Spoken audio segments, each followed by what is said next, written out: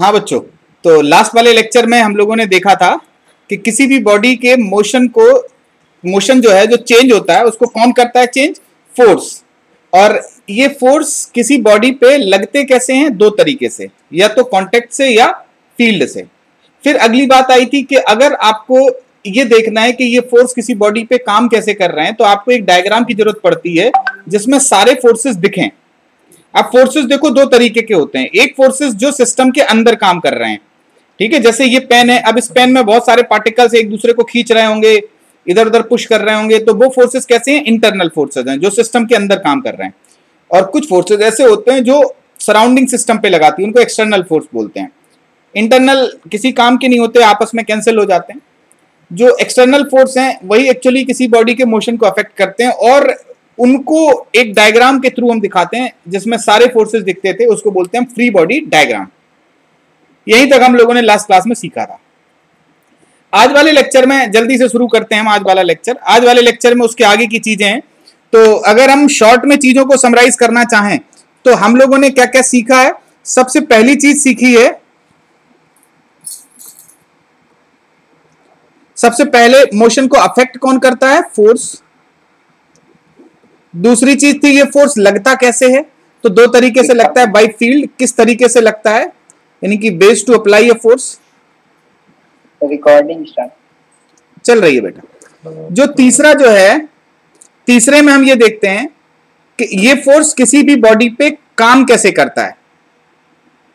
ठीक है, काम करने का मतलब है जो फोर्सेस आप लगाए हो वो फोर्सेस कैसे काम कर रहे होंगे। तो ये बात बताने के लिए अब हम तीसरे वाले पार्ट पे आ रहे हैं, जिसको हम बोलते हैं, न्यूटन ने 3 लॉ दिए हैं, उन्हें बोलते हैं न्यूटन्स लॉज ऑफ मोशन। ठीक है, तो इन शॉर्ट जो लोग नए हैं उनकी जानकारी के लिए सबसे पहले आता है कैसे फोर्स लगता है, फिर उसके बाद ये फोर्स, ये क्या, पहली चीज कौन चेंज करता है? फोर्स।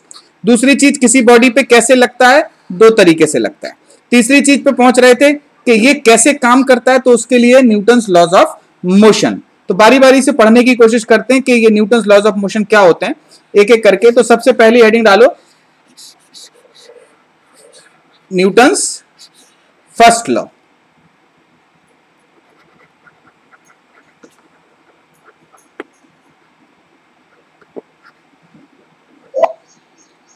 न्यूटन्स फर्स्ट लॉ ये क्या कहता है? ये कहता है कि कोई भी चीज अगर रेस्ट में है तो वो रेस्ट में ही रहना चाहती है, और कोई भी चीज अगर मोशन में है तो वो मोशन में ही रहना चाहती है, जब तक कि आप उस पर कुछ एक्स्ट्रा फोर्स ना लगाओ। इन शॉर्ट बोले तो कोई भी बॉडी अपनी स्टेट में चेंज को अपोज करती है। न्यूटन्स फर्स्ट लॉ को ही बोलते हैं law of inertia.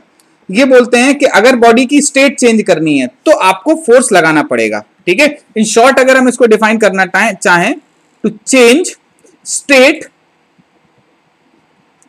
Of a body, ठीक है, we have to apply a force. ठीक है, in fact state of a body माने, थोड़ा इसको डिफाइन कर दें, यानी कि state of rest / uniform motion.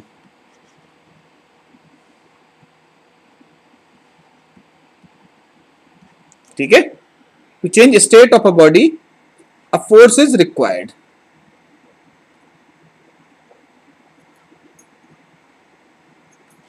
ठीक है, एक फोर्स की रिक्वायरमेंट होती है, correct.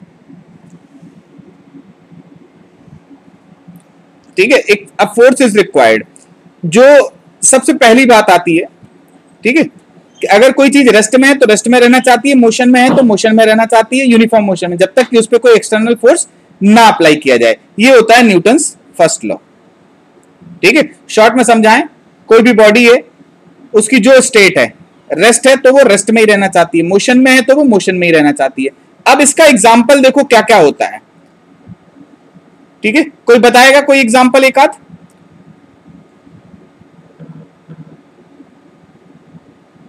When the horse suddenly starts running and the rider falls backward। Very good. एक बंदा कार में खड़ा था ऐसे करके, बस में खड़ा था किसी पे, ये बस अचानक से चल पड़ी, मतलब पहले 0 थी, फिर अचानक से इसमें स्पीड आई। तो एक चीज बताओ बेटा, ये जो हिस्सा इसके साथ कांटेक्ट में है, बस के साथ, ये मोशन में आ जाएगा।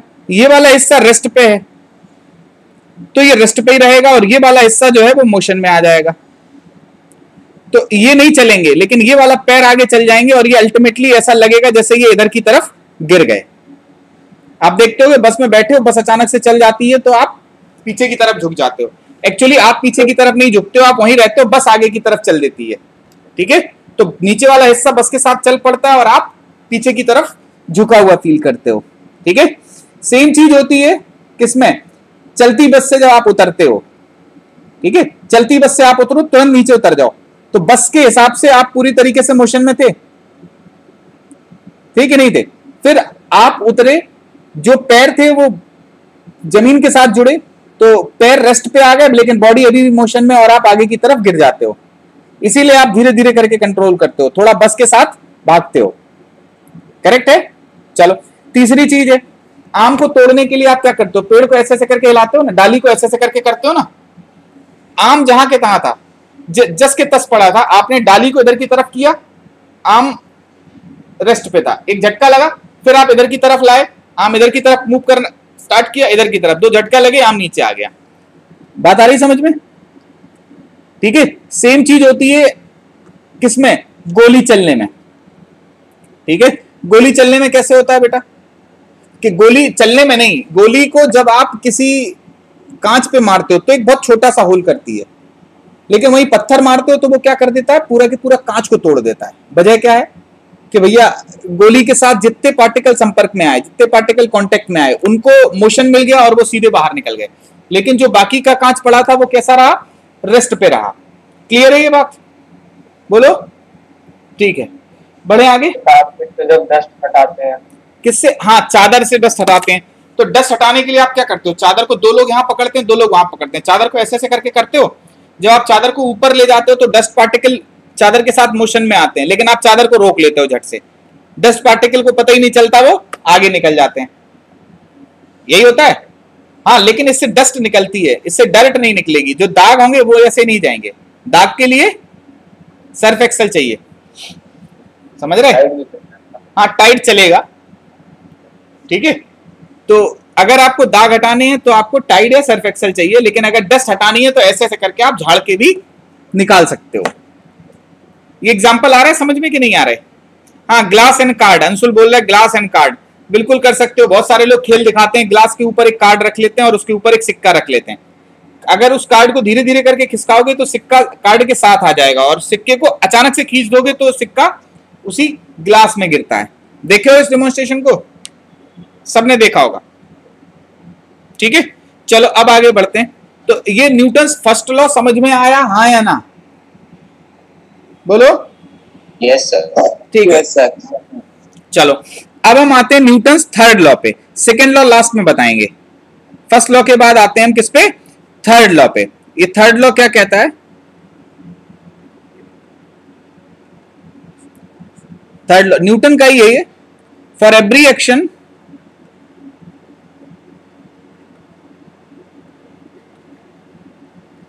There is an equal and opposite reaction.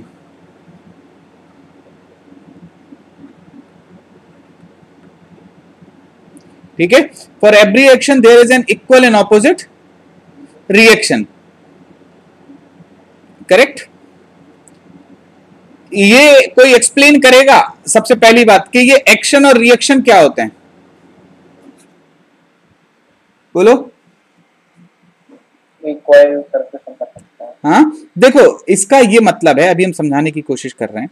ये कह रहा है कि आप अगर किसी बॉडी को मूव करने के लिए फोर्स लगाते हो तो वो बॉडी भी आप पे उतना ही फोर्स ऑपोजिट डायरेक्शन में लगाएगी। बात समझ गए। यानी कि आप किसी बॉडी पे फोर्स F लगाते हो तो वो बॉडी भी पलट के आप पे F का ही फोर्स ऑपोजिट डायरेक्शन में लगाएगी। ठीक है, बात समझ रहे हो। जैसे अगर हम ये बोलें इस पेन ने हमारे हाथ पे 20 न्यूटन का फोर्स लगाया, तो हमारा हाथ भी इस पेन पे कितना फोर्स लगाएगा, 20 न्यूटन का ही फोर्स लगाएगा। ठीक है, अब हम आपको एक क्वेश्चन दे रहे हैं, देखते हैं इसको कितने लोग करते हैं और समझते हैं। ठीक है, चलो सबसे पहली बात तो ये एक्शन और रिएक्शन के बारे में थोड़ी सी बात कर दें, ठीक है। उससे पहले एक छोटी सी बात आपको बतानी है। जैसे ये एक ब्लॉक रखा है एम का, ठीक है। अब इसमें एक्शन रिएक्शन कैसे होगी ये जरा बताते हैं हम। सबसे पहले एक बात बताओ, सबसे पहले when you jump your legs apply a force to the ground and the ground applies equal and opposite reaction force that propels you. नहीं बेटा, ठीक है, हाँ मतलब मोरलेस सही है। अभी आपको इस क्वेश्चन का जवाब देना है। ये mg लगा, इसकी रिएक्शन क्या होगी बेटा? कौन बताएगा इस mg की रिएक्शन क्या होगी? Normal normal normal. और कोई और जवाब? इनका आंसर आया है अखिल। अखिल ना, किसका आया आंसर बोलो। एक मिनट, क्या बोल रहे हो? mg रिएक्शन फोर्स होगा। mg रिएक्शन फोर्स होगा, कहां से लगेगी? अर्थ लगाएगी सर मास पर। अर्थ लगाएगी मास पर, वेरी गुड वेरी गुड। देखो ये mg कौन सा फोर्स है बेटा? ये कह रहे हैं कि ये इसकी रिएक्शन है, कभी नहीं हो सकती बेटा। ये mg कौन सा फोर्स है बोलो? Gravitational force. वो फोर्स जो किसने, अर्थ ने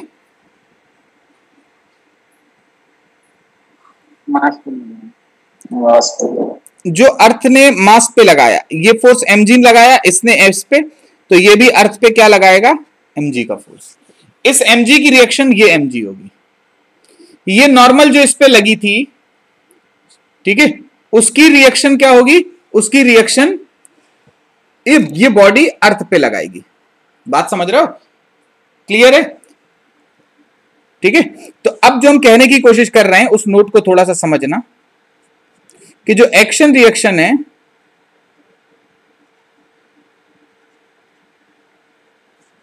एक्ट्स साइमल्टेनियसली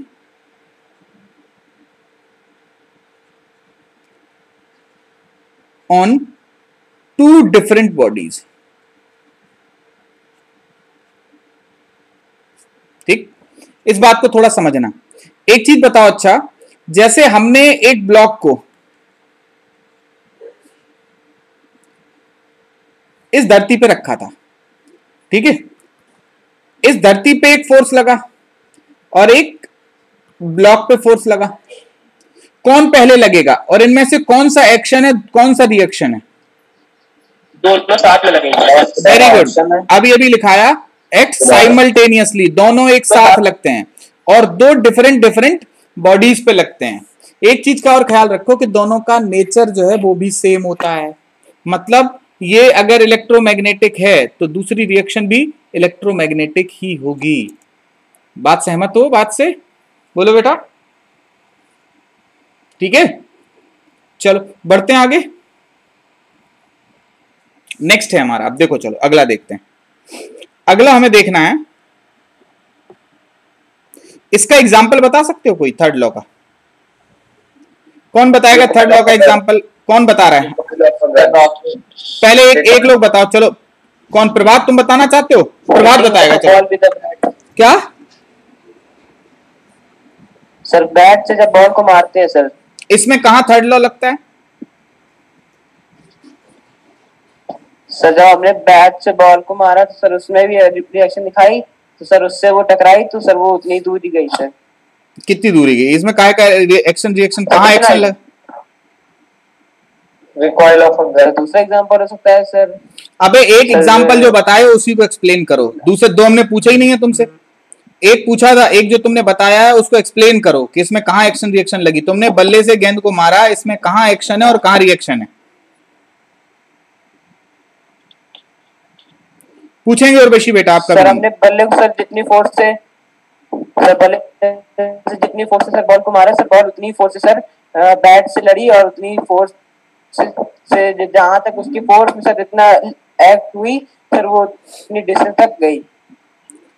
अबे डिस्टेंस से का लेना देना? तुम समझ रहे? इस तुम्हारी प्रोसेस में जो एक्शन नहीं, मतलब जितना उसके ऊपर। देखो सुनो बेटा, इस पूरी की पूरी प्रक्रिया में केवल एक तरीके से कह सकते हो कि बैट और बॉल जब एक दूसरे से टकरा रहे थे तो जितना फोर्स बॉल ने बैट पे लगाया उतना ही बैट ने बॉल पे लगाया। ठीक है, चलो अब दूसरा कौन बताएगा? किसने बोला था बंदूक का चलना? Recoil of a gun. हाँ, रिकॉइल ऑफ अ गन। कैसे बेटा? रिकॉइल ऑफ अ गन में थर्ड लॉ किस तरीके से लग रहा है, एक्सप्लेन करो।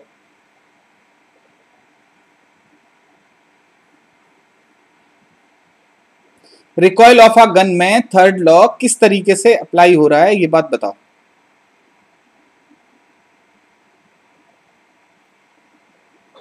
तो जितने फोर्स से गोली बंदूक से निकलती है उतना ही फोर्स गोली पीछे की तरफ हमारे शोल्डर पे लगाती है। गोली क्या क्या फिर से बोलना। जितने फोर्स से जो बुलेट होती है बंदूक से निकलती है उतना ही फोर्स बुलेट से कभी फोर्स से बॉडी चलती नहीं है, निकलती नहीं है। निकलना मतलब कितनी वेलोसिटी से निकल रही है? जितना मोमेंटम से। ना ना ना ना, मोमेंटम से भी नहीं।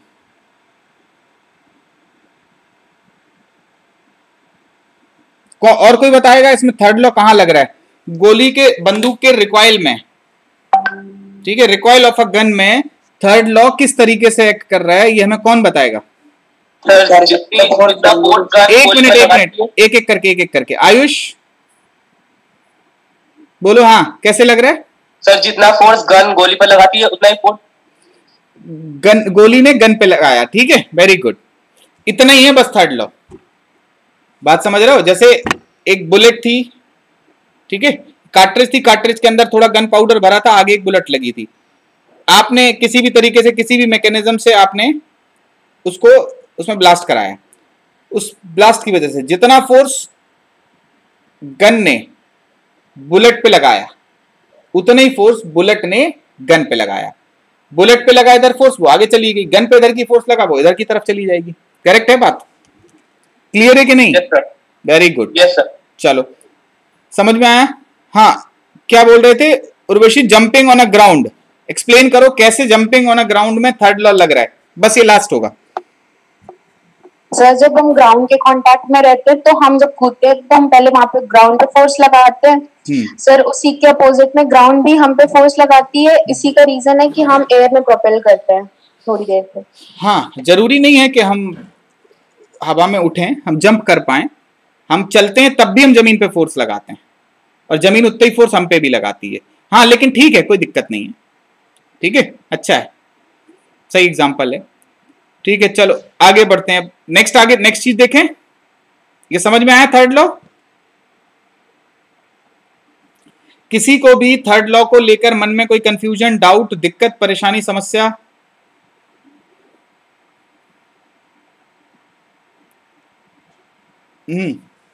ठीक है। हाँ बेटा। सर इसमें सर जैसे कि हमने बॉल पे पुश किया सर तो बॉल ने हम पे भी इतना प्रेशर लगाया। प्रेशर नहीं, फोर्स। ठीक, हाँ, फोर्स हमने लगा तो बॉल तो हिली नहीं, बट जो हमारे जो फोर्स हमने लगाया वो भी देख लो सर। क्या ये एक्शन रिएक्शन का मतलब? अरे बिल्कुल होंगे यार, हम तो यही तो कह रहे हैं। तुम आगे की महाभारत कहानी तुम कह रहे हो, हम तो नहीं कह रहे ना। कोई तुम लोग बता रहे हो कि गोली चलेगी। अबे गोली चले चाहे ना चले, बंदूक को तुमने इतनी ज्यादा ताकत से रोक रखा है कि वो बहुत थोड़ी पुश हुई। ठीक है, रिकॉइल तुमने ज्यादा नहीं होने दिया, तुम अपने अपने कंधे से उसको रोक के रखे रहे कि जिस टाइम पे आया हल्का सा पीछे करके तुम आगे की तरफ चल गए। बात समझ रहे हो? ये काम तुम्हारा है कि तुम भाई उसको किस तरीके से कितने आसानी से रोक ले रहे हो। दीवार बहुत बड़ी है, दीवार में हल्का सा वाइब्रेशन हुआ, दीवार ने रोक लिया उस झटके को। ठीक है, आगे क्या होगा ये कहानी अपने हिसाब से गढ़ रहे हो। जैसे बंदूक है, अब रिकॉइल ऑफ गन में हमने सिंपल सा एक फंडा दिया कि केवल जिस टाइम पे वो ब्लास्ट होता है, गन पाउडर ब्लास्ट करता है, तो जितना फोर्स उस मतलब दोनों के बीच में, बंदूक और उस बुलेट के बीच में, जितना फोर्स बंदूक बुलेट पे लगाएगी उतना ही फोर्स बुलेट बंदूक पे लगाएगी। हमने एक सिंपल सा लॉजिक दिया बस। अब इसके बाद की कहानी तुम गढ़ रहे हो कि वो गोली आगे गई, थोड़ी सी झुकी, आगे बंदर था, बंदर को लग गई, फिर बंदर अस्पताल गया। तो ये सब चीजें आगे की कहानी है, इससे अपना कोई वास्ता नहीं है। ठीक है, हवा हवाई कहानियां है। हमारा केवल कंसर्न कहां तक है? केवल वहीं तक है जहां तक एक ने दूसरे पे लगाया, दूसरे ने पहले पे लगाया, बस दैट्स ऑल। करेक्ट है? आ गई बात समझ में? हाँ, अब अखिल पूछ रहा है कि sir when we slap anyone, हाँ बिल्कुल सही बात, तुम किसी कंटाप जमाओगे वो भी तुम्हारे कंटाप जमा देगा, ठीक है, लेकिन इसको नाप नहीं सकते ना कि कितनी ताकत से कंटाप जमाया, ठीक है, ये फिजिक्स वाला थर्ड लॉ नहीं है, फिर समझ रहे कि नहीं? ठीक, हाँ इसमें थर्ड लॉ नहीं लगता। चलो आगे बढ़े, नेक्स्ट देखते हैं हम लोग, आगे चलते हैं सी में। थर्ड लॉ के बाद अब आता है सेकेंड लॉ, ठीक है, हम थोड़ा सा उल्टे क्रम में चल रहे हैं, सीक्वेंस अपनी थोड़ी चेंज कर दी है। Next is second law, Newton's second law.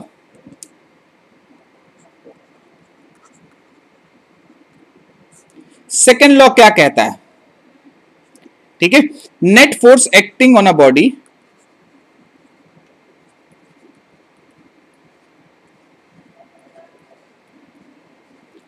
is equals to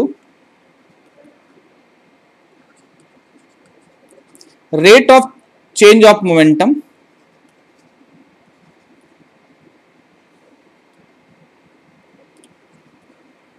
along the direction of net force।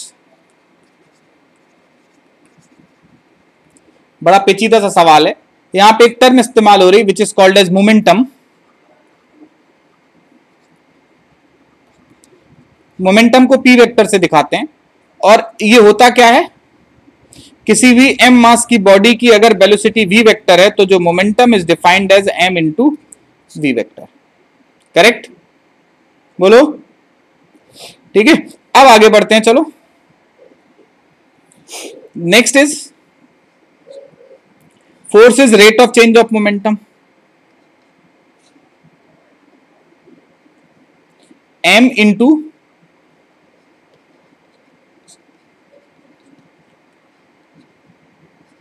dp by dt। m को ले लिया आगे, dp को क्या लिखेंगे हम, अरे m इंटू v वेक्टर है, अरे ये क्या लिख दिया हमने यार, sorry, rate of change of momentum होता है तो dp बाई dt डायरेक्ट लिख दोगे, p को ये चीज उठा के रख दी यहां पे, dv बाई dt क्या हो जाता है a वेक्टर, तो यहां से आ जाता है f net equals to m into a vector. Correct है। चलो अब इसके एग्जाम्पल कैसे देखोगे तुम, इसके एग्जाम्पल ऐसे देख सकते हो कि F average equals to delta P by delta T, अलग कलर में बना दे रहे हैं इसको,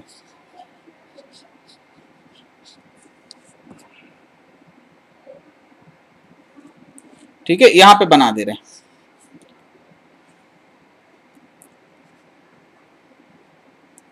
यहां एफ एवरेज लिख दे रहे हैं नेट हटा के, delta P vector by delta T, यानी कि P final minus P initial upon delta T, ठीक है। अब इसका एग्जाम्पल कैसा होता है बेटा, सेकेंड लॉ का एग्जाम्पल कोई बताओ, बोलो कौन बताएगा बच्चा सेकेंड लॉ का एग्जाम्पल। अच्छा एक चीज बताओ, सुनो, ज्यादातर लोगों ने ऐसा करके देखा होगा, जैसे हमारे पास ये दो चीजें हैं, ठीक है, हमें अगर इनके वजन नापने, हम क्या करते हैं, ऐसे ऐसे करके करते हैं कि नहीं करते, बोलो, अगर हमें इन दोनों के वजन अंदाजने तो हम ऐसे ऐसे करके हाथों से इनको ऊपर नीचे करने की कोशिश करते हैं, बोलो, और बता देते हैं यार ये भारी है या हल्की है, ऐसा करते हो, बोलो, करते हो कि नहीं करते हो, ठीक है। तो उससे क्या फायदा मिलता है, उससे फायदा ये मिलता है कि हम दोनों को सेम वेलोसिटी देते हैं, ठीक है, सेम वेलोसिटी देके सेम लेवल तक उठाने की कोशिश करते हैं, तो लेवल सेम तक उठाने की कोशिश करना है। अब जिसमें मोमेंटम चेंज हमें सेम करना है, ठीक है, हमको मोमेंटम चेंज सेम करना है, जिसको चेंज करने में, ठीक है, जिसको चेंज करने में, ठीक है, थोड़ा ज्यादा टाइम लग रहा हो, ठीक है, नहीं sorry, same momentum same time तक करना है चेंज, जिस पे ज्यादा फोर्स लग रहा हो, मोमेंटम नहीं, सॉरी बेटा, वेलोसिटी सेम करनी है, ठीक है, तो वेलोसिटी सेम करनी है, इसको थोड़ा सा कायदे से लिख लो, एक मिनट, पेन, ये ये चीज लिखी हुई है, इसको थोड़ा सा कायदे से लिख लिया, m into delta V vector by delta T. Velocity change हमें सेम करना है क्योंकि सेम लेवल तक उछालना है, तो सेम वेलोसिटी तक पहुंचाना है जीरो से, तो डेल्टा भी सबका सेम है, डेल्टा टी सबका सेम है। जिसका मास ज्यादा होगा बेटा, ठीक है, उस पर ज्यादा फोर्स लगाना पड़ेगा इस काम के लिए। तो आप जिस पे ज्यादा आपको फोर्स लगाना पड़ रहा है वेलोसिटी पकड़ने के लिए, आप कह देते हो ये चीज भारी है। एक एग्जाम्पल ये हो गया। दूसरा एग्जाम्पल आप लोगों ने देखा होगा कि अक्सर आप जब कभी गेंद को कैच करते हो तो आप ऐसे हाथों को पीछे कर लेते हो। क्या करते हो, जैसे अगर हमें कैच करना है कहीं तो हम ऐसे पकड़ के किसी चीज को ऐसे पीछे करते हैं हाथों को, उससे क्या फायदा होता है? टाइम ज्यादा, उसका मोमेंटम। Very good. नहीं, मोमेंटम तो, अरे बच्चा, मोमेंटम तो गेंद, अबे सुनो इधर, 20 मीटर पर सेकंड से इधर आ रही थी बॉल, और बाद में कितने पे हो गई? 0 मीटर पर सेकंड पे, ठीक है, सेम गेंद है। तो हर केस में तुम्हें कहां से लेके आना है उसको? 20 से 0 पे लेके आना है। अरे दिख रहा है कि नहीं दिख रहा है? ये आपको बॉल को 20 मीटर पर सेकंड से 0 सेकंड पे लाना है, सेम मास है, तो डेल्टा पी फिक्स्ड है। अगर आप उसमें डेल्टा टी कम कर दोगे, मतलब उसको रोकने का समय कम कर दोगे, तो फोर्स ज्यादा हो जाएगा, और अगर टाइम बढ़ा दिया डेल्टा टी तो फिर फोर्स कम हो जाएगा। Very good.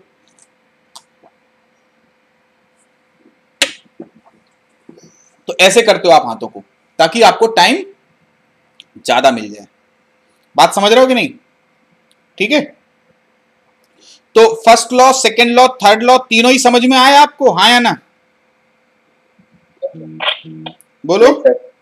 चलो अब थोड़ा सा आगे बढ़ते हैं सर। हाँ बेटा, सर लास्ट वाली स्लाइड दिखा दीजिए, एक सेकंड। दिखा दी, जल्दी उठाओ।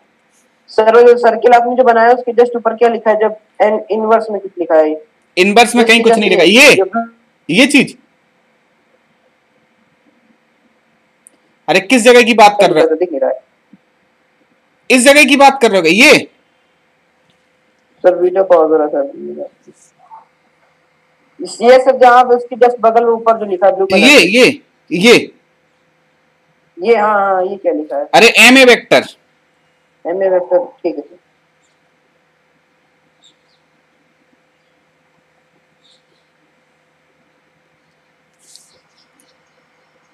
बात आ गई समझ में? ठीक है, सर। चलो अब एक काम करते हैं, फटाफट फटाफट इनके एप्लीकेशन वाले पार्ट को देख लेते हैं। ठीक, लेकिन उससे पहले एक नोट करके चीज लिखो कि जितने भी आपने न्यूटन्स लॉज ऑफ मोशन देखे हैं ये सब इनर्शियल फ्रेम से वैलिड हैं। इनर्शियल फ्रेम अभी हम बताएंगे, ठीक है? जितने भी आपने ये देखे हैं NLMs are valid from inertial frame on.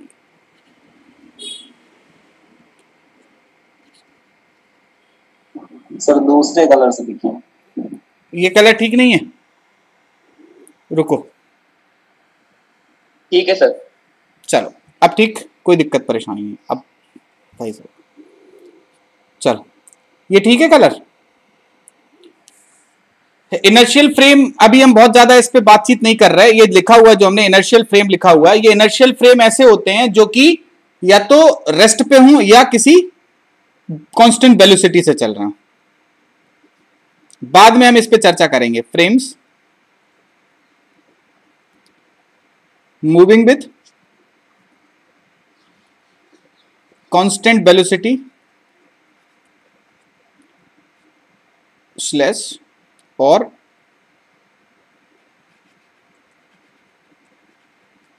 अरे यार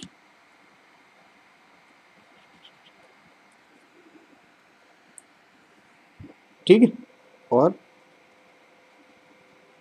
आर एट रेस्ट। अरे यार पकड़ में क्यों नहीं आ रहा?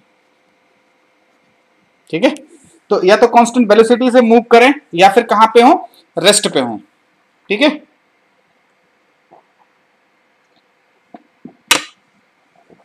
ठीक है, क्लियर है बात?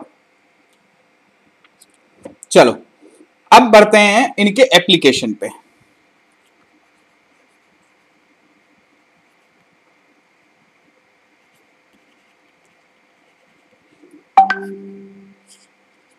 सबसे पहले हम इसको दो हिस्सों में देखेंगे। ऐसे सवालों को पहले देखेंगे जिनमें सिस्टम रेस्ट पे हो, ठीक है। एप्लीकेशन ऑफ एनएलएम,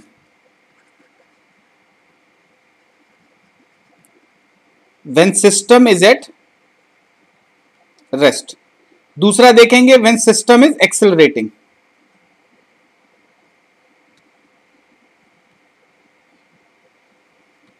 ठीक है, लिख लिए ये दोनों।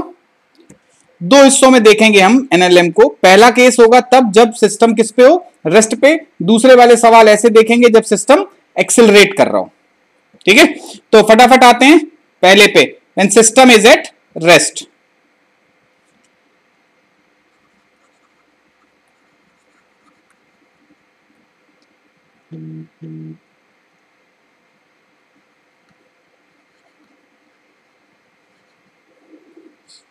जब सिस्टम रेस्ट पे हो तो क्या होगा, ठीक है।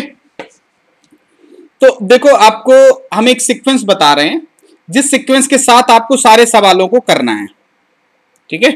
इनफैक्ट हम यहीं पे बता सकते हैं, प्रॉब्लम सॉल्विंग स्टेप्स करके आप लिख लो चाहो तो।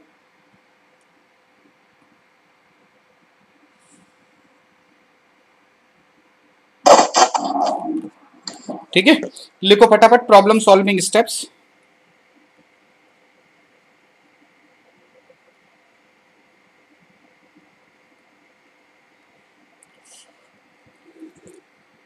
चाहे वो ये केस हो चाहे वो ये केस हो।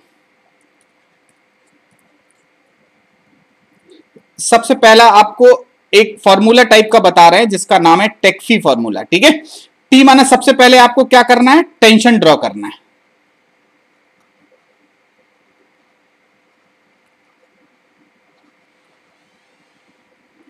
फिर असाइन एक्सेलरेशन, ये टेंशन का टी।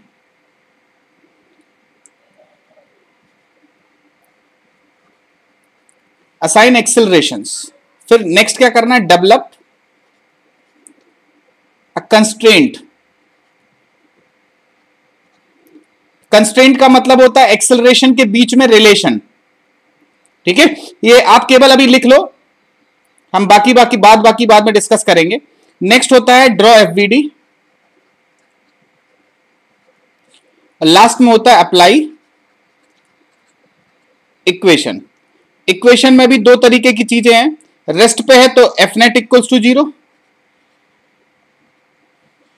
और एक्सेलरेटेड है तो F net equals to M A vector. Correct है।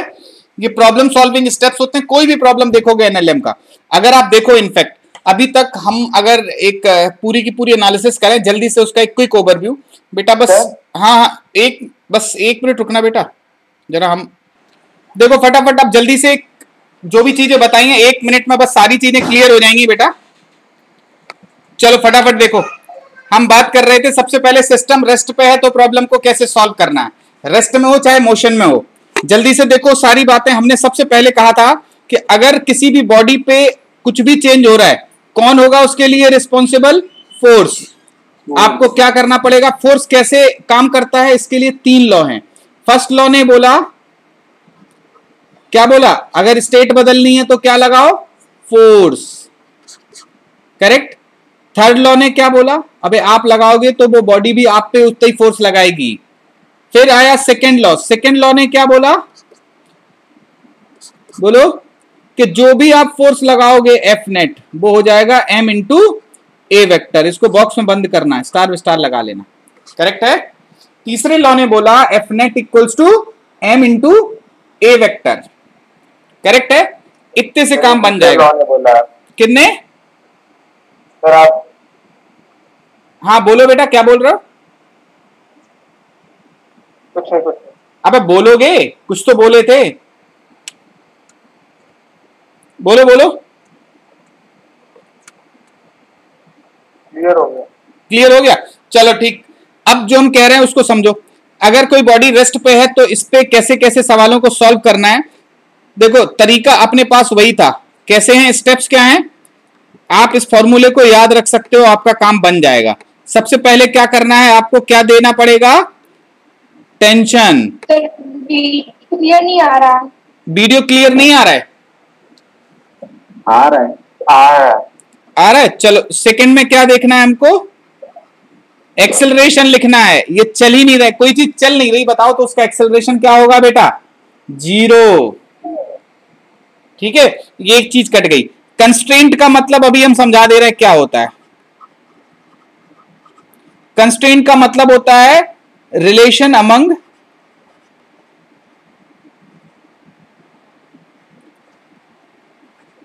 एक्सेलरेशंस, जो तुम्हारे एक्सेलरेशंस थे उनके बीच का रिलेशन। अबे जब एक्सेलरेशन ही नहीं है तो उनके बीच के रिलेशन का कोई मतलब है नहीं। तो एक स्टेप फिर उसके बाद डायरेक्ट आना है। अब किस पे आना है? Draw FVD. और लास्ट में क्या बनानी है? इक्वेशन। दो तरीके से बनती है इक्वेशन। कैसे? एक बनती है F net equals to M A. जब ए नहीं है तो क्या हो जाएगा? 0। करेक्ट। और दूसरी होती है F equals to M A, उसकी जरूरत ही नहीं है। तो आपको क्या क्या करना है? केवल आपके मतलब का है टेंशन, एक्सेलरेशन से कोई पल्ला नहीं, आपका वास्ता नहीं कंस्ट्रेंट से। एफबीडी बनानी है और डायरेक्ट इक्वेशन लिखनी है। अब देखो आपके पास एक ही इकलौती इक्वेशन है जिससे आपको सब कुछ सॉल्व करना है। वो कौन सी है? F equals to M A. तो आपको जो भी प्रॉब्लम पूछे जाएंगे उनमें या तो कोई फोर्स पूछा जा सकता है या कोई एक्सेलरेशन पूछा जा सकता है। याद रखो, प्रॉब्लम में अगर कहीं आपसे कोई फोर्स पूछ रहा है या किसी पर्टिकुलर एक्सेलरेशन के बारे में बात कर रहा है तो आपकी इसी इक्वेशन को देखेगा। क्या है ये? F equals to M A. Correct है। और इसी चैप्टर से इसी तरीके से उसको सॉल्व करना है। टेक्फी बनाते जाओ, एक एक करके टिक लगाते जाओ और देख लो। एक सवाल बहुत इजी है, उसको हम सॉल्व कर रहे हैं, उसके बाद फिर ठीक ठाक क्वेश्चंस पे चलेंगे। करेक्ट। सबसे पहला क्वेश्चन है एग्जांपल नंबर 0। एग्जांपल नंबर 0 ये कह रहा है,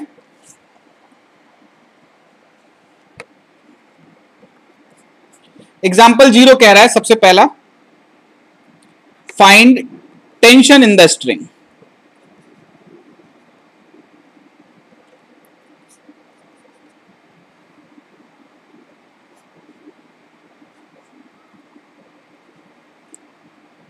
इनफैक्ट दा की जगह लिख लो ईच स्ट्रिंग, हम और भी आगे सवाल करवा देंगे।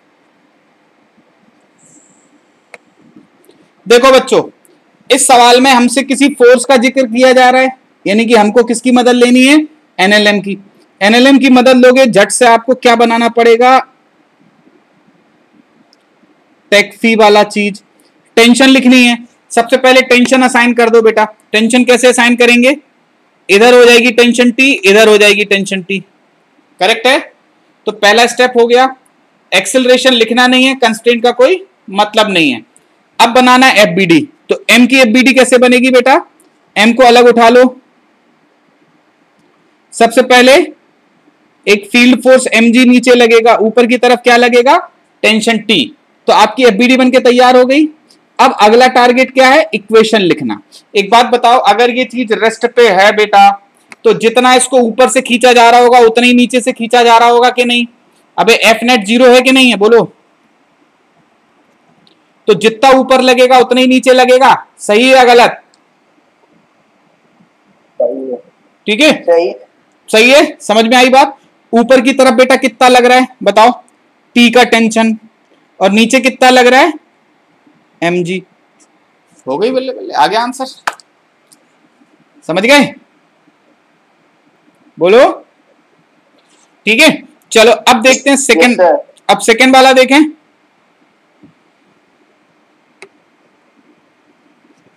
सेकंड वाला आपको करना है, इसमें 2 रस्सियां हैं। 2 रस्सी होती हैं तो 2 टेंशन लगती हैं बेटा।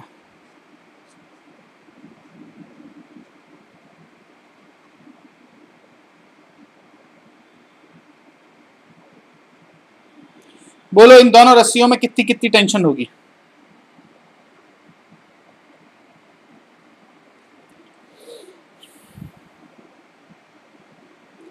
पूरे प्रोसीजर के साथ करना, ऐसे ही लिख लेना टेक्फी करके और फिर उसके बाद हो जाएगा।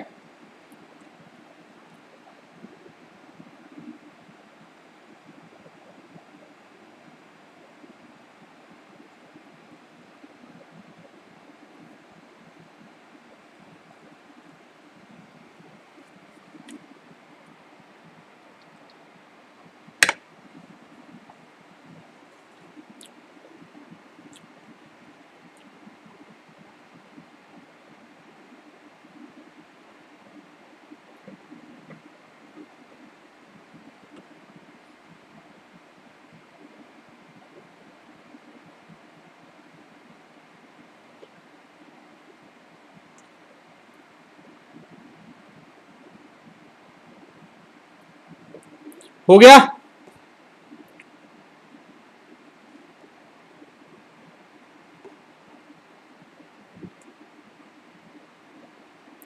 पहली रस्सी है, यहां टेंशन दे दिया T1। हाँ जी बेटा। हाँ तो दो टेंशन लगेंगी ना, तभी तो हमने सवाल को चेंज किया। ऊपर लिखा है ना टेंशन इन ईच स्ट्रिंग। देखो सबसे पहले हमें क्या साइन करना है बेटा? टेंशन।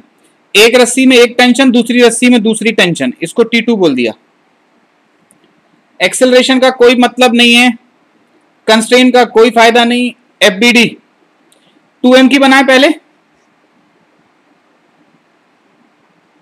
इधर क्या लगेगा? ऊपर की तरफ क्या लग रहा था? एक्सप्रेशन क्या बनेगा? T2 equals to 2mg। Very good. अब किसकी बनाए FBD? स्मॉल m की। ऊपर की तरफ क्या लग रहा है? T1। नीचे सबसे पहले mg बनाओ। साथ ही साथ नीचे एक फोर्स T2 और लग रहा है। बोलो, ये T2 है, ये T1 लग रहा है ऊपर, और नीचे वेट mg लगेगा। एक्सप्रेशन क्या बनेगा बेटा? T1 equal to T2 plus mg। जितना ऊपर फोर्स उतना ही नीचे की तरफ फोर्स, तो T1 equals to T2 plus mg। Correct है बेटा? T2 की वैल्यू यहां से उठा के रख दें। T1 equals to 2mg plus mg, तो कितना आ गया ये? 3mg।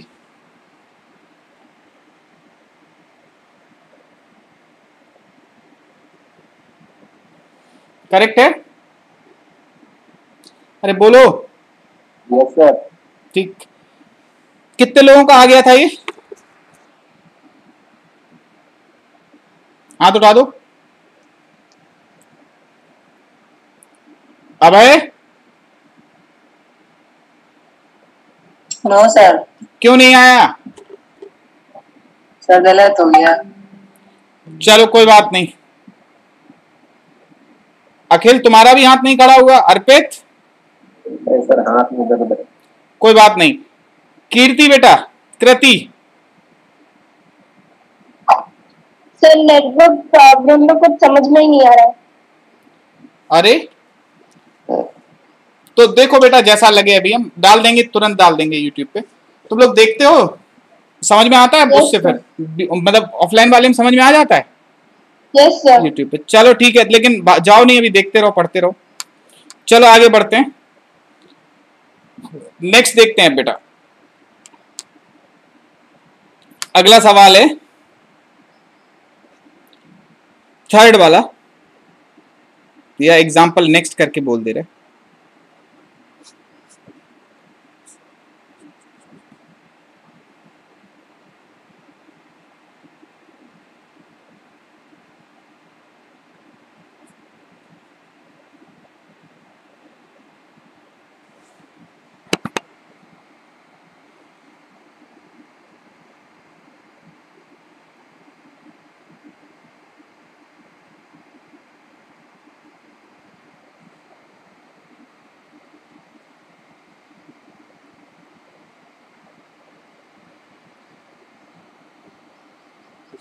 अरे यार ये तो गड़बड़ा गया मामला।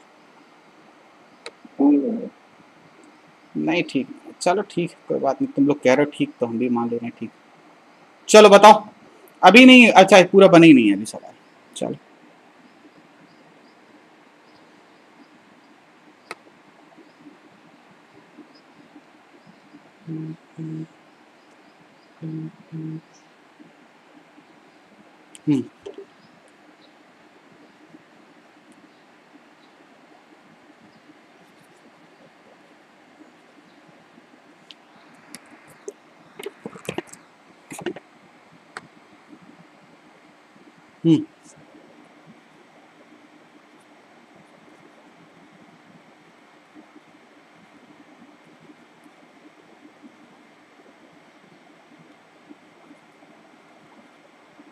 कैपिटल एम की कितनी वैल्यू ली जाए ताकि स्मॉल एम वाला रेस्ट पे बना रहे?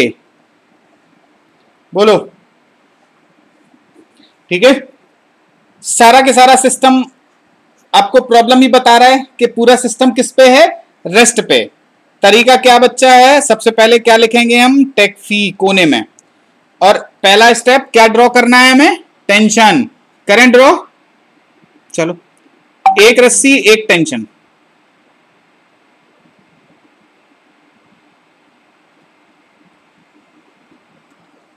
यहां कितनी हो जाएगी बेटा, ये दूसरी रस्सी है तो दूसरी टेंशन, यहां कितनी होगी, T2 चलो ठीक। अब टेंशन वाला काम हमारा पूरा हो गया, एक्सेलरेशन कंस्ट्रेंट का कोई मतलब नहीं है। एफबीडी बनाओ, कैपिटल एम की एफबीडी बनेगी तो क्या आएगा बेटा, सर टूटी कैसे हुई,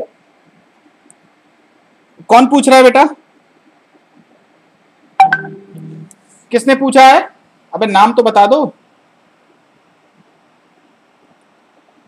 किसने पूछा है बेटा टूटी कैसे होगी टेंशन, कोई मतलब नहीं। देखो यहां टी और टी होगी तो नीचे टूटी हो जाती है, ठीक है, हमने टेंशन वाले चैप्टर में बहुत अच्छे से बताया था। इसकी जब एफबीडी बनेगी तो capital M G equals to 2T, ये फर्स्ट इक्वेशन होगी। सेकेंड वाली जब स्मॉल एम की एफबीडी बनेगी तो क्या आ जाएगा बेटा, नीचे आएगा स्मॉल एम जी, ऊपर जाएगा टी, रेस्ट पे है तो टी इक्वल्स टू क्या बनेगी, एम जी, ये सेकेंड इक्वेशन है। अब आप देख लो फ्रॉम 1 and 2 क्या हो जाएगा बेटा, टी की जगह कैपिटल एम रख दें, बोलो, तो capital M equals to 2m, इतना रखोगे तब जाके ये रेस्ट पे हो पाएगा। मतलब अगर ये 5 किलो का होगा तो इसको रोकने के लिए यहां कितना लटकाना पड़ेगा, 10 किलो, ठीक है। चलो एक क्वेश्चन और देखो, ये समझ में आया, खुद से कर सकते थे इस सवाल को, अरे बोलो बेटा, यस सर, कर लिया था, यस सर। चलो आगे बढ़ जाएं हम, किसी को दिक्कत हो तो टोक दो, नहीं तो हम आगे बढ़ रहे हैं।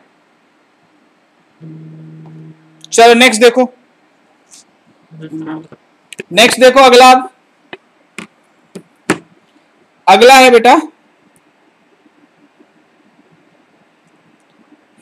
अगले में है इस तरीके की चीज,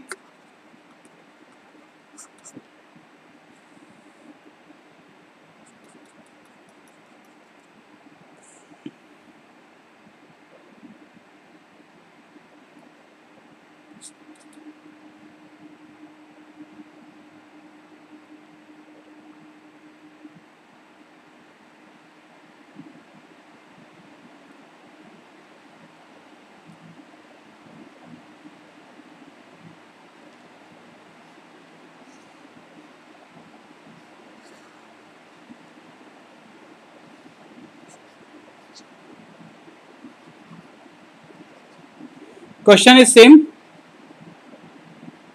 value of capital M so that small m can remain at rest। जल्दी से बोलो, चलो करो फटाफट इस सवाल को, टेंशन बनाओ, एक्सेलरेशन लिखो, फिर कंस्ट्रेंट लिखो, फिर एफबीडी और लास्ट में इक्वेशन। एक्सेलरेशन कंस्ट्रेंट का मतलब नहीं है, इन्हीं स्टेप में करना है, टेंशन, एफबीडी और इक्वेशन।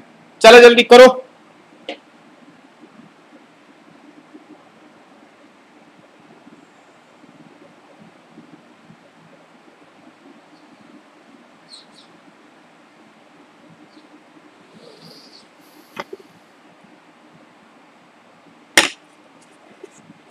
सर एक बार लास्ट वाली स्लाइड दिखा दीजिए। क्या बेटा, लास्ट वाली स्लाइड दिखा दीजिए प्लीज। ये देख ली, चलो अब इसको करो,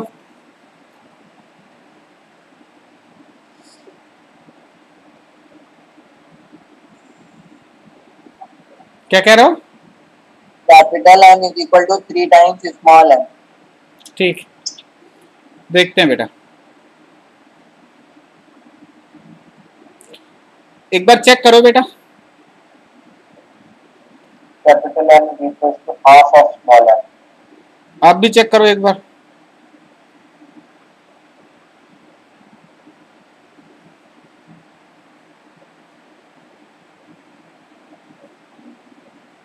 sir capital M is equal to small M by 3। ये ठीक जैसा लग रहा है, किसने बताया ये स्मॉल m/3? आयुष। चलो उर्वशी,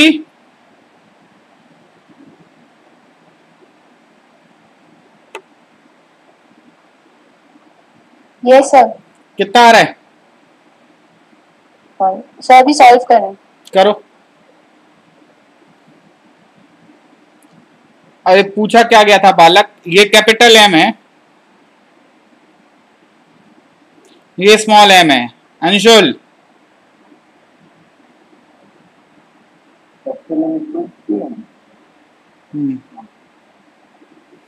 चेक करो, उल्टा बता रहे हो तुम। अंशुल,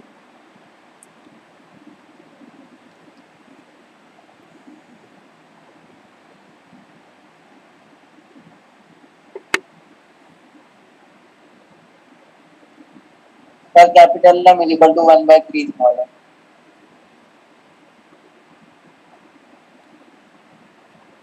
यस सर, यही आ रहा है।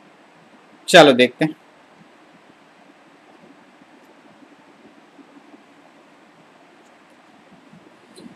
टेंशन ड्रॉ कर ली सबने?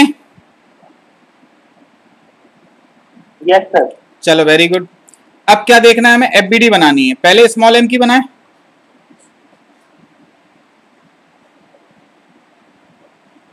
स्मॉल m जी ऊपर से कितना लग रहा है? 3t।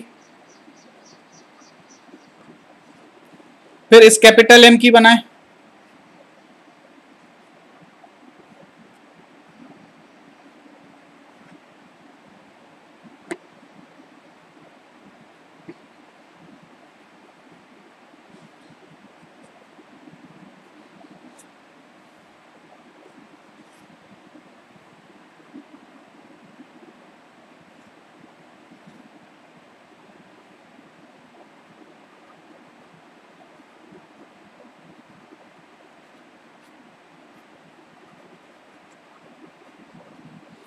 ठीक है, हाँ अंशुल ठीक है। आगे बढ़े, एक क्वेश्चन और कर डालो। ये सही हो गया था सबका? Yes sir. Yes sir. किसी को कोई इसमें डाउट परेशानी हो तो बताओ। उमंग? यस सर, हो गया। हो गया? यस। चलो आगे बढ़े। एक क्वेश्चन पूरी तरीके से आपको करना है, ठीक है? इसमें हमारा कोई रोल नहीं रहेगा।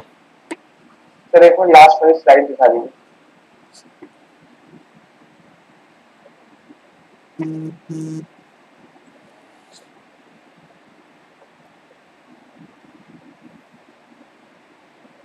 हो गया। चलो नेक्स्ट एग्जांपल देखें।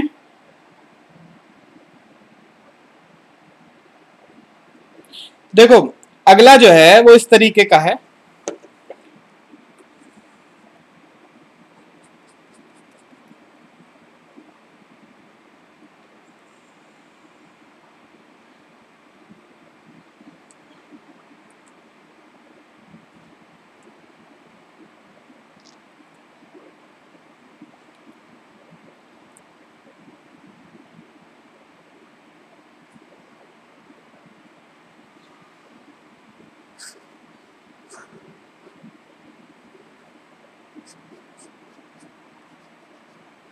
ठीक है, M by capital M, so that system can remain at rest.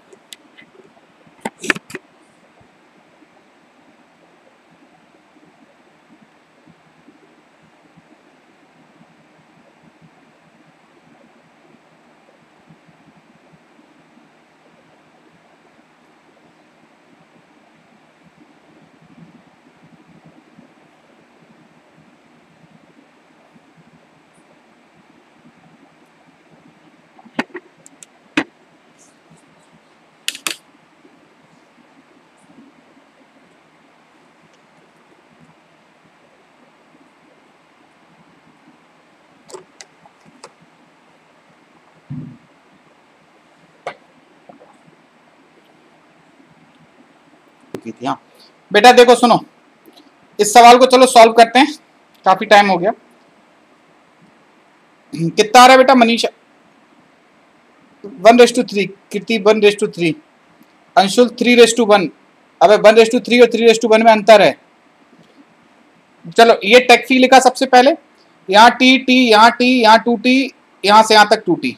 चलो टेंशन वाला काम हो गया। अब एक्सेलरेशन लिखना नहीं, कंस्ट्रेंट अभी कोई मतलब नहीं है, सब रेस्ट पे है। एफबीडी की बारी हो रही।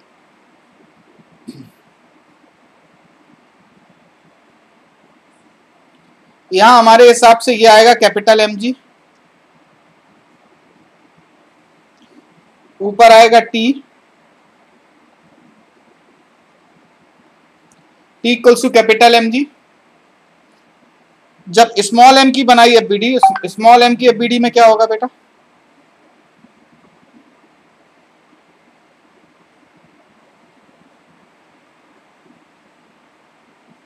स्मॉल एम जी ऊपर की तरफ कितना है बेटा? 3t, यहां से 2t यहां से t मिलके कितना हो गया? 3t। इसका एक्सप्रेशन बनेगा 3t equals to small M G. 1:2 किया कितना आया?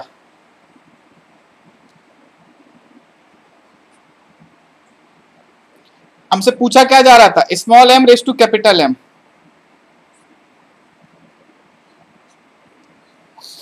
थ्री। अभिषेक का सही है, अखिल का गलत हो गया, आप उल्टा लिख गए बेटा। पूछा गया था small M by capital M. Ayush का सही है, ज्यादातर का सही है, या तो 3:1 लिखा है या 1:3 लिखा है। करेक्ट है। एक और दें बिल्कुल ऐसे ही क्वेश्चन, थोड़ी सी अभी हमारी ये कोशिश है कि थोड़ी प्रैक्टिस हो जाए ये चीज की। ठीक है, समय की अपने पास कोई कमी है नहीं। ठीक है, इत्मीनान से सीखते सीखते आराम से चलते हैं। ठीक है, एक क्वेश्चन और करो चलो।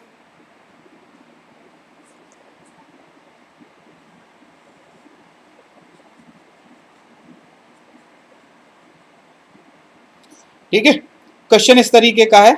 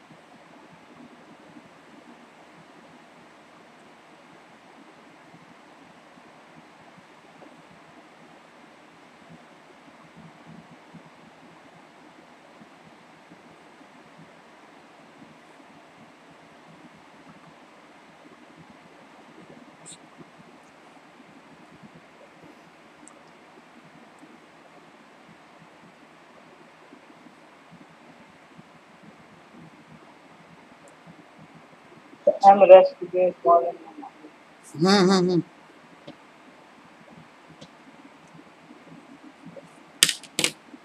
Sir capital M is equal to 7 small M. किसका है आंसर ये? कृति। कृति, ठीक जैसा लग रहा है बेटा। नेट वो दिखने लगा वीडियो सही से? Yes sir. चलो ठीक ठीक। क्या हो गया था, नेट खराब? सर पता नहीं क्या हो गया था सर, सब कुछ धुंधला धुंधला दिख रहा था। चलो कोई बात नहीं, अभी अभी बढ़िया है। चलो बाकी भी करो बच्चों। Sir small M is equal to 7 capital M. देखते हैं। हाँ और करो करो, इत्मीनान से करो।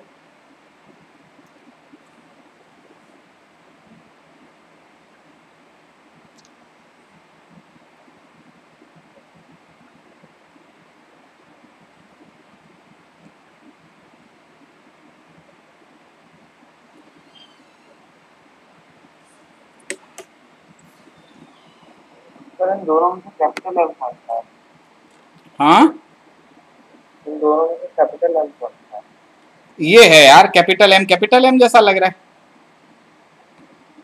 ये वाला है कैपिटल एम।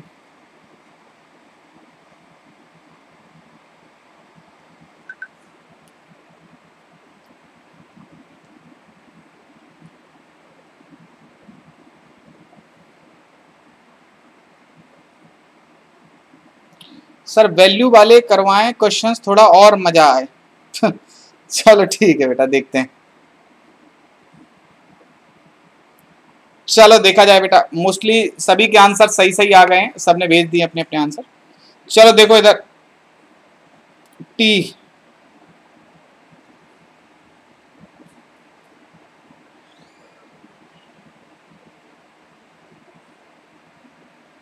यहाँ 2T, यहाँ 2T मिला के यहाँ 4T, 4T। हाँ आ गया सबके आ गए बेटा, कुशाग्र का आ गया, अभिषेक का आ गया, दिव्यांशी, अंशु, लगभग सभी के आ गए, बहुत आंसर आ गए। चलो देखो, अब टेंशन हो गया हमारा।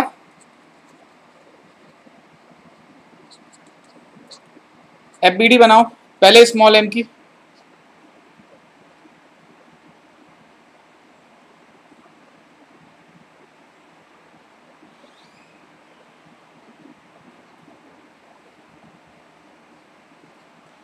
फिर ये कैपिटल एम को देखें।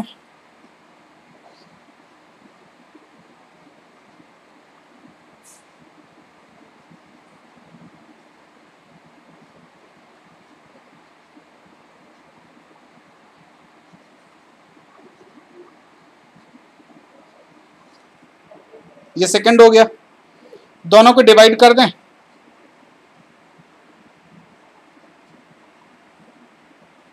पूछा क्या गया था, कैपिटल एम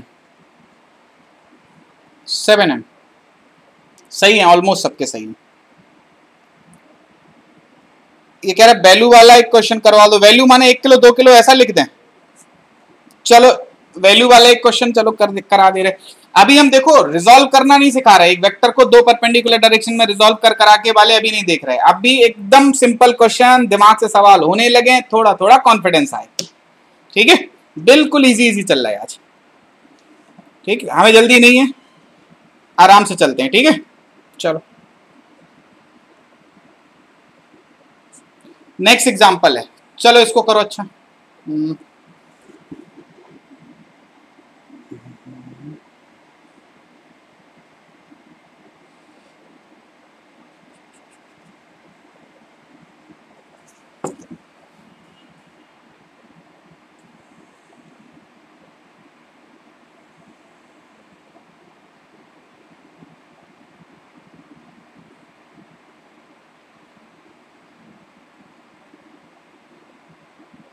कुछ है नहीं बेटा, खामा खा का भय है बस।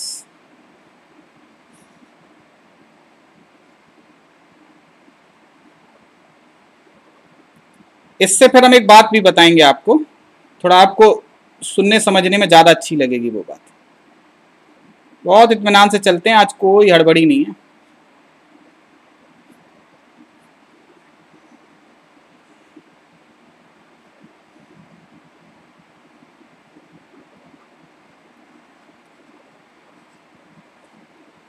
ठीक है, 500 kg है। अब यहां मास कितना लिया जाए ताकि ये सिस्टम रेस्ट पे बना रहे। Find m so that system can remain at rest।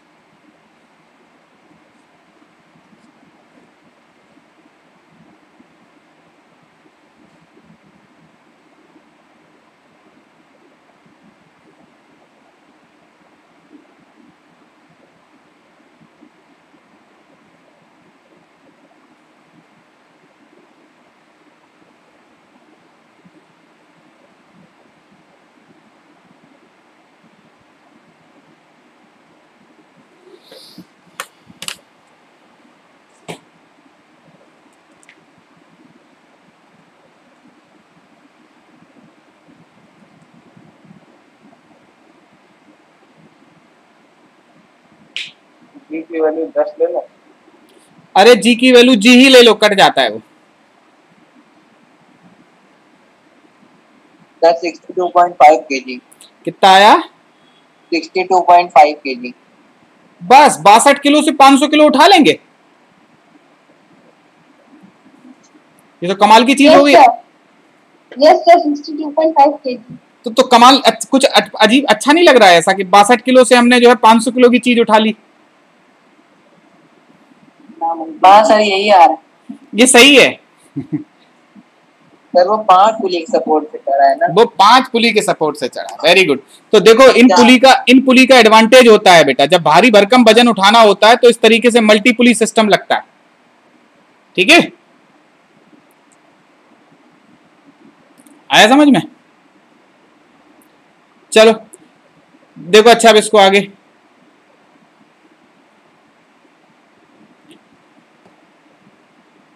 सबका आ जाने दो, कोई दिक्कत नहीं है। सबसे पहला हमने यहाँ टेंशन असाइन कर दी।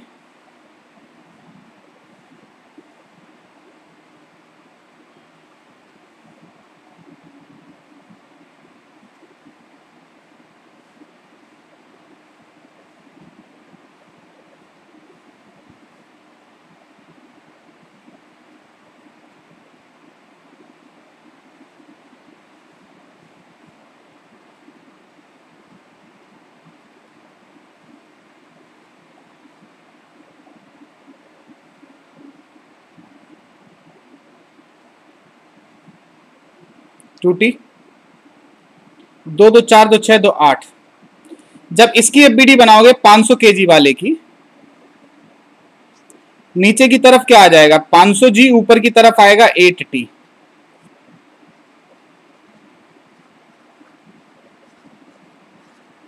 सेकंड वाला क्या होगा? ये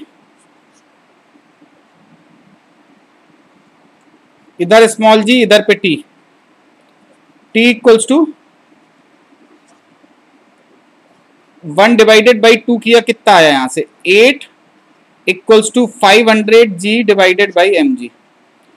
जी से जी कटा, एम की वैल्यू कितनी आ गई? 500 बाई 8 के जी, जो कि 62.5 है। अब आया समझ में कि इन मल्टीपुली सिस्टम से फायदा क्या होता है? भारी भरकम चीजें बहुत कम फोर्स लगा के उठ जाती हैं। ठीक है, तो ये इनके एडवांटेज होते हैं। आज हमने सिंपल 1 डायमेंशनल वाला देखा। अगली वाली क्लास में जब 2 से ज्यादा आड़े टेढ़े फोर्स लग रहे हो तो किस तरीके से फोर्सेस बैलेंस होते हैं, ये सारी चीजें हम लोग देखेंगे। ठीक है, इत्मीनान से चलते हैं, इस चैप्टर को काफी अच्छे से सीखते हैं। ठीक है, तो एक काम करें फिर, आज इतना ही रखें बेटा।